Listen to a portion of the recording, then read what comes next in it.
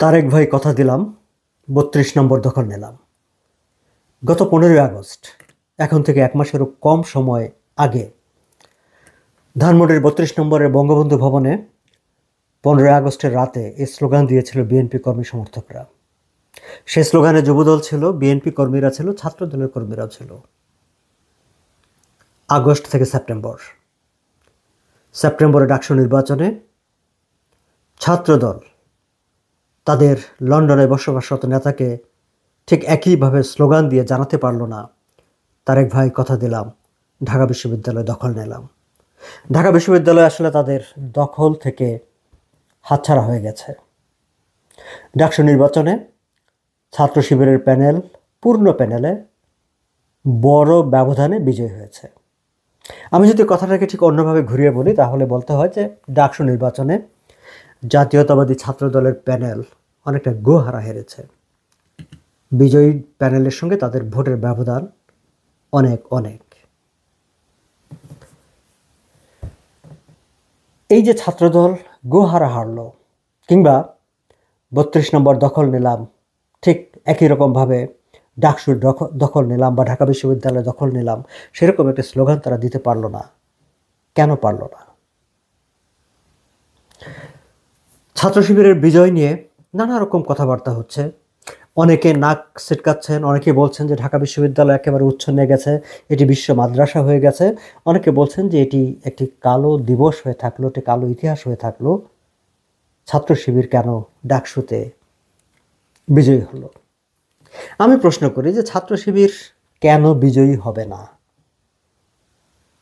Senior সাংবাদিক আলম রায়হান ফেসবুকে একটি পোস্ট দিয়ে বলেছেন, ছাত্র শিবির কেন বিজয়ী হলো, কিংবা ছাত্র শিবির কীভাবে বিজয়ী হলো সেই প্রশ্নের চাইতেও ছাত্রদল কেন হেরে গেল সেই প্রশ্ন করুন।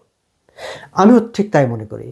ডাকসু নির্বাচনে শিবির কেন বিজয়ী হলো, কিভাবে বিজয়ী হলো, সে বিষয় নিয়ে আমরা ব্যাখ্যা বিশ্লেষণ করব, আমরা তথ্য তালাশ করব।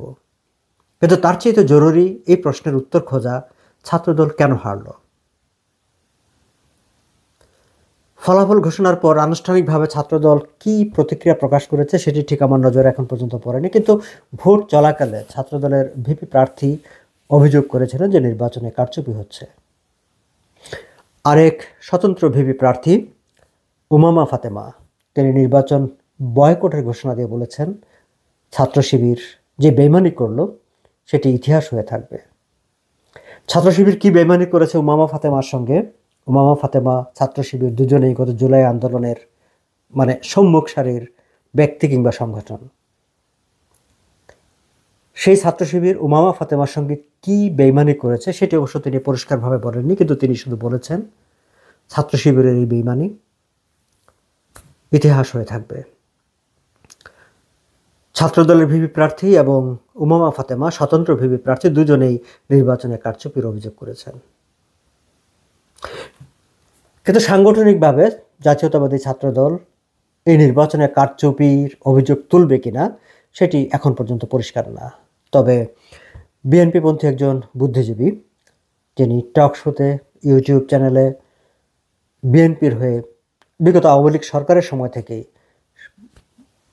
কথা বলে আসছেন, সোচ্চার ছিলেন, সাখাওয়াত হোসেন সায়ন্ত ডক্টর, তিনি বিএনপিকে ছাত্রদলকে পরামর্শ দিয়েছেন যে ছাত্রদলের উচিত হবে নির্বাচনী ফলাফল মেনে নিয়ে বিজয়ী দলকে অভিনন্দন জানানো, তাদেরকে শুভেচ্ছা জানানো। তিনি আরও একটি গুরুত্বপূর্ণ কথা বলেছেন। তিনি বলেছেন যে ঢাকা বিশ্ববিদ্যালয় শিক্ষক সমিতিতে বিএনপি সমর্থিত শিক্ষকরা আছেন, ফলে নির্বাচনে কোনো ধরনের কারচুপি হলে বা সেখানে কোনো ধরনের অনিয়ম হলে সেই শিক্ষকরা সেটি দেখতেন, তারা সেটি প্রতিহত করার চেষ্টা করতেন, তারা সেটি নিয়ে কথা বলতে পারতেন। এবং তিনি এটিও বলেছেন যে নির্বাচনে যদি কারচুপি হয় এবং সেই কারচুপি ঠেকাতে পারার সক্ষমতাও একটি শক্তি, ছাত্রদল যদি সেই শক্তি অর্জন না করে থাকতে পারে তাহলে সেটি দায় তাদের। সাখাওয়াত হোসেন সায়ন্ত এখন এই কথাগুলি বলছেন। অবশ্য যখন আওয়ামী লীগের সময় নির্বাচন হয়েছে এবং সেই নির্বাচনের সময় যখন কারচুপির অভিযোগ উঠেছে তখন কিন্তু ঠিক এইরকম ব্যাখ্যা বিএনপির কোনো বুদ্ধিজীবী কিংবা কেউ সামনে নিয়ে আসেননি। তখন অন্যায় অন্যায়, এখন অবশ্য অন্যায়কে নিজেদের ব্যর্থতা দিয়ে সেটিকে অ্যাকসেপ্ট করে নেওয়ার একটা প্রবণতা তৈরি হয়েছে। যাই হোক, আমরা যদি মূল আলোচনায় থাকি যে আমরা আসলে শিবির কেন বিজয়ী হয়েছে সেটি খুঁজবো, নাকি ছাত্রদল কেন পরাজিত হলো সেটি খুঁজবো। সেদিকে যাবার আগে আরও একটি কথা বলা দরকার আছে, যে একটি মিথ ছিল, আসলে সবার ধারণা ছিল যে ঢাকা বিশ্ববিদ্যালয়ে ছাত্র শিবির উগ্রপন্থী সাম্প্রদায়িক সংগঠন, 1971 সালে মুক্তিযুদ্ধের বিরোধিতাকারী জামাত ইসলামের ছাত্র সংগঠন, তাদেরকে এদেশের সাধারণ ছাত্ররা কখনো ভোট দিবে না। কিন্তু বাস্তবে দেখা গেল আসলে তাদেরকেই সাধারণ ছাত্ররা ভোট দিয়েছে। তার মানে হচ্ছে যে সাধারণ ছাত্রদের মেন্টাল মেকআপে যে একটা পরিবর্তন হয়েছে, সেই পরিবর্তনটার দিকে আমরা নজর দেইনি, কিংবা তাদের যেই চিন্তার যেই ভিন্নতা, সেই ভিন্নতাটাকে আমরা স্বীকার করতে চাইনি। আমরা আমাদের ভাবনাটাকেই তাদের উপর চাপিয়ে দেওয়ার চেষ্টা করেছি, কিংবা আমরা যা ভাবি আমরা ভেবেছি তারাও ঠিক আমাদের মতো করে ভাববে। এখন অবশ্য আমাদের দেখবার বিষয় আছে যে আমরা যদি এখন স্বীকার করি ডাকসু নির্বাচনের ফলাফলের ভিত্তিতে যে তরুণ ছাত্র গোষ্ঠী ঢাকা বিশ্ববিদ্যালয়ের কিংবা হয়তোবা অন্য বিশ্ববিদ্যালয়েরও তরুণ জনগোষ্ঠীর মেন্টাল মেকআপে এক ধরনের একটা পরিবর্তন এসেছে, যে তারা এখন মানে সাম্প্রদায়িক বলি, উগ্রপন্থী বলি, মুক্তিযুদ্ধের বিরোধী শক্তি বলি, তাদেরকে ভোট দিতে তারা দ্বিধা করেনি। সেটি কেন হয়েছে, কি পরিস্থিতিতে হয়েছে, তার জন্য কারা দায়ী, কি পরিবেশ দায়ী, আমার মনে হয় যে সেই প্রশ্নগুলো করা জরুরি, এবং সেই প্রশ্নগুলোর অনেকগুলোর উত্তর আমরা জানি, কিন্তু তারপরেও সেইগুলো নিয়েই, যে জানা উত্তরগুলো নিয়ে আমাদের খোলামেলা আলোচনা করার দরকার আছে। আরও একটি বিষয় ছিল যে মেয়েরা, ঢাকা বিশ্ববিদ্যালয়ের বিশেষ করে মেয়েরা শিবিরকে কখনোই ভোট দিবে না, ভোট দিতেই পারে না। কিন্তু এই নির্বাচনে, ডাকসু নির্বাচনে দেখা গেল যে না, মেয়েরা আসলে শিবিরকে ভোট দিয়েছে। এখানেও আবার আমরা ঠিক আমাদের যে চিন্তা ভাবনা, আমাদের যে মেন্টাল মেকআপ, সেটি আমরা তাদের উপর চাপিয়ে দেওয়ার চেষ্টা করেছি, তাদের ভাবনাটাকে আমরা আসলে আমলে নেওয়ার চেষ্টা করিনি। ফলে এই দুটি জায়গায়, দুটি ক্ষেত্রে আমার কাছে মনে হয়েছে যে আমাদের যে চিন্তার যে সীমাবদ্ধতা আছে, তার একটি বহিঃপ্রকাশ ঘটেছে ডাকসু নির্বাচনের মাধ্যমে। ফলে যারা রাজনীতির বিশ্লেষণ করেন, যারা রাজনীতি করেন, যারা দেশ নিয়ে ভাবেন, তাদের আসলে নতুন করে ভাববার দরকার আছে যে আমাদের নতুন প্রজন্ম, আমাদের নিউ জেনারেশন, তারা কি ভাবছে, এবং সেই ভাবনার সঙ্গে আমাদের ভাবনার পার্থক্যটা কোথায়, দূরত্বটা কোথায়। ছাত্রদল নিজেরা ভেবেছে যে তারা, যেমন বিএনপি ভেবেছে আগাগোড়ায়, তারা ভেবেছে যে তারা আসলে ক্ষমতায় চলেই গেছে, এবং ক্ষমতায় চলে গেছে এরকম একটা ভাব নিয়ে তারা আসলে সারা দেশে এক ধরনের চাঁদাবাজি, লুটপাট, এইসবে তারা ব্যস্ত ছিল। গত এক বছরে যতগুলো মব সন্ত্রাসী হয়েছে, আওয়ামী লীগ নেতাকর্মীদের বাড়িতে হামলা, ভাঙচুর, মিথ্যা মামলা দেওয়া, এই যে খুনের মামলা, এই সরকার একটা রেকর্ড স্থাপন করে ফেলেছে। খোঁজ করে দেখবেন যে সিংহভাগ মামলার বাদী হচ্ছে বিএনপি নেতাকর্মীরা, এবং অনেক ক্ষেত্রে এইসব মামলা করে মানে চাঁদাবাজির ঘটনাও ঘটেছে, এগুলো মানুষ জানে। এবং এই পুরো পরিস্থিতি বিএনপির প্রতি যে একটা নেগেটিভ একটা পরিস্থিতি তৈরি করেছে, মানুষের যে একটা তাদের যে একটা নেগেটিভ ভাবমূর্তি, নেতিবাচক ভাবমূর্তি তৈরি হয়েছে, তারই প্রতিফলন এই ডাকসু নির্বাচনে। কারণ বিএনপির প্রতি যে ভাবনাটা তৈরি হয়েছে, ছাত্রদলের প্রতিও তাদের ঠিক একই ভাবনাটা তৈরি হয়েছে। ওই যে 32 নম্বর দখল নিলাম, তারেক ভাই কথা দিলাম। ফলে সবার মনে হয়েছে যে ছাত্রদল বিজয় হওয়া মানে, বিএনপি বিজয় হওয়া মানেই তারা এক একটা জায়গায় দখল নেবে আর বলবে যে তারেক ভাই কথা দিলাম, দখল নিলাম। ফলে এই জায়গাটা বিএনপিকে, মানে ছাত্রদলকে, তার ভোটের ব্যবধানে, ভোটের জায়গায় তাদেরকে পিছিয়ে দিয়েছে। এই বাস্তবতাটা ছাত্রদলকে মানতে হবে, এবং এই বাস্তবতাটা বিএনপিকেও মানতে হবে। ছাত্রদলের এবং বিএনপির আরও একটি বিষয় ছিল, মুক্তিযুদ্ধের প্রশ্নে, প্রগতিশীল রাজনীতির প্রশ্নে, একটি অবাধ মুক্ত চিন্তার রাজনীতির প্রশ্নে বিএনপির অবস্থানটা ছিল দোদুল্যমান। এই যে ছাত্রদলের ভিপি প্রার্থী, আমি আমার আগের একটি ভিডিওতে উল্লেখ করেছিলাম, আপনাদের নিশ্চয়ই মনে থাকবার কথা, মাত্র কয়েকদিন আগে যখন ফজলুর রহমানকে, অ্যাডভোকেট ফজলুর রহমানকে বিএনপি চেয়ারপারসনের উপদেষ্টা পরিষদের সদস্য তিনি, তার বিরুদ্ধে যখন বিএনপি শাস্তিমূলক ব্যবস্থা নেয়, তখন এই ভিপি প্রার্থী, এই ছেলেটি, এটি তার প্যারেন্টস অর্গানাইজেশনের ব্যাপার, কিন্তু এই ছেলেটি তার যেই সদস্য পদ স্থগিতাদেশে যে নির্দেশটি দেওয়া হয়েছিল, সেটি ফেসবুকে পোস্ট দিয়ে খুব আপত্তিকর ভাষায়, বেয়াদবি ভাষায় তিনি পোস্ট দিয়েছিলেন।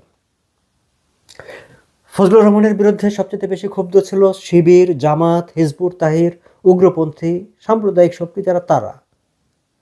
কিন্তু ভিপি প্রার্থী তিনিও মনে করেছিলেন যে একজন মুক্তিযোদ্ধার বিরুদ্ধে অবস্থান নিলে তার হয়তো ঢাকা বিশ্ববিদ্যালয়ে ভোটে সুবিধা হবে, কিন্তু সেটি আসলে সুবিধা হয়নি।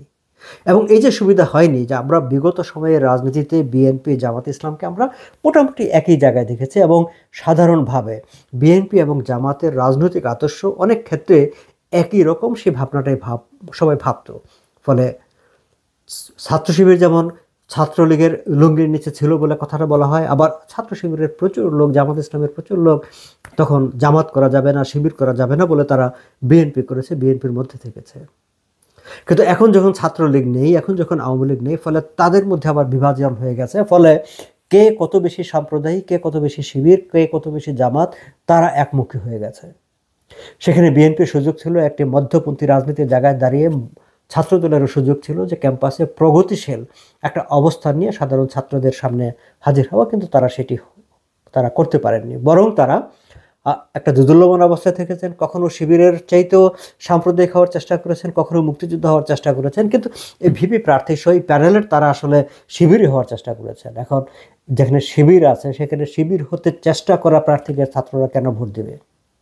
সঙ্গত কারণেই আবিদকে ভোট দেয়নি, সঙ্গত কারণেই ছাত্রদলের প্যানেল সেখানে পাশ করতে পারেনি। এখন আমরা যদি শিবিরকে কেন বেছে নিল, আমি এর দায় একেবারে সচেতনভাবে আমাদের যারা প্রগতিশীল রাজনীতি করেন বলে নিজেদের দাবি করেন বুদ্ধিজীবীরা যারা, আমি তাদের উপরই এই দায়টা চাপাতে চাই। বিগত 15 বছরের শাসনের উপরও আমি দায়টা চাপাতে চাই। বিগত 15 বছর 16 বছর আওয়ামী লীগের পুরো শাসন আমলে তারা জামাত শিবিরকে শক্তি দিয়ে তাদেরকে ভেবেছে যে তাদেরকে মানে একেবারে উচ্ছেদ করে দেওয়া হয়েছে, কিন্তু আদর্শিক জায়গাটায় মুক্তিযুদ্ধের চেতনা নিয়ে, বঙ্গবন্ধুকে নিয়ে তারা এত বেশি বেশি কথা বলেছে, কথা বলতে বলতে পুরো বিষয়টিকে একেবারে একরকম সস্তা করে ফেলেছে। কিন্তু আদর্শিক জায়গাটায়, সত্যিকার অর্থে যে জায়গাটায় কাজ করা, সেই জায়গাটায় তারা কাজ করেনি। ফলে একটা নতুন প্রজন্মের সঙ্গে যেভাবে ইন্টারাকশনটা করতে হয়, কিভাবে ইন্টারাকশনটা করতে হয়, সেটি আওয়ামী লীগ কিংবা আওয়ামী লীগের শাসনামলে সরকার কিংবা যারা আমরা সবাই আসলে সেই ইন্টারাকশনের জায়গাটায় আমরা ভাবিনি। ফলে আমরা মুক্তিযুদ্ধ নিয়ে, বঙ্গবন্ধুকে নিয়ে নতুন প্রজন্মের বা অনেক মানুষের বিরক্তি উদ্রেক করেছে, কিন্তু তাদের অন্তরে পৌঁছে দেওয়ার চেষ্টা করেনি। যার ফলশ্রুতি হচ্ছে আজকের এই ঢাকা বিশ্ববিদ্যালয়ে সাম্প্রদায়িক শক্তির উত্থান, আজকে ঢাকা বিশ্ববিদ্যালয়ে পূর্ণ প্যানেলে শিবিরের বিজয়ী হওয়া। এই দায়ভাগটা ছাত্রলীগকে নিতে হবে, এই দায়ভাগটা আওয়ামী লীগকে নিতে হবে, এবং নিয়ে তাদেরকেও ঠিক করতে হবে যে তারা আসলে এই যেই ভুলটা তারা করেছেন এবং ভুলের কারণে যেই অবস্থাটা আজকে তৈরি হয়েছে, সেই জায়গা থেকে কিভাবে সেটির থেকে পরিত্রাণ পাওয়া যায়। ডাকসু নির্বাচনকে কেন্দ্র করে আওয়ামী লীগের অনেকের, ছাত্রলীগের বিশেষ করে যারা অনেকে ফেসবুকে পোস্ট দিয়েছেন, আমি সেগুলো পড়েছি এবং হেসেছি, যে তারা আসলে রাজনীতির জায়গাটা থেকে কত দূরে আছেন, রাজনৈতিক বাস্তবতা থেকে তারা যে কত দূরে আছেন, সেই জিনিসটি সম্ভবত তারা নিজেরাও বুঝতে পারছেন না। এবং তারা কিভাবে যে একটি উগ্রপন্থাকে উস্কে দেওয়ার সুযোগ তৈরি করে দিয়েছেন, সেটিও তারা বুঝতে পারেননি। ডাকসু নির্বাচনের পরবর্তী ফল বিশ্লেষণে যদি তারা সেই বিষয়গুলো বিবেচনায় নেন, তারা যদি বুঝতে পারেন, তাহলে হয়তো সামনে তাদের রাজনীতিরও একটা পথ তৈরি হবে, গতি হওয়ার একটা সুযোগ তৈরি হবে। না হলে ছাত্রলীগের, আওয়ামী লীগের রাজনীতির জন্য সামনে খারাপ সময় অপেক্ষা করছে। দর্শক, শিবির কেন বিজয়ী হলো এবং শিবিরের বিজয়ে ঢাকা বিশ্ববিদ্যালয়ে একটি কালো ইতিহাস তৈরি হয়েছে, কলঙ্কিত হয়েছে, আমি ঠিক বিষয়টিকে এভাবে দেখি না। আমি এটিকে দেখি, ঢাকা বিশ্ববিদ্যালয়ের ছাত্ররা তাদের বিবেচনায়, তাদের কাছে যেটিকে বেস্ট জাজমেন্ট মনে হয়েছে, তারা সেই সিদ্ধান্তটি নিয়েছেন, এবং তাদের এই জাজমেন্টটা আমার আপনার চিন্তার বাইরে গেছে।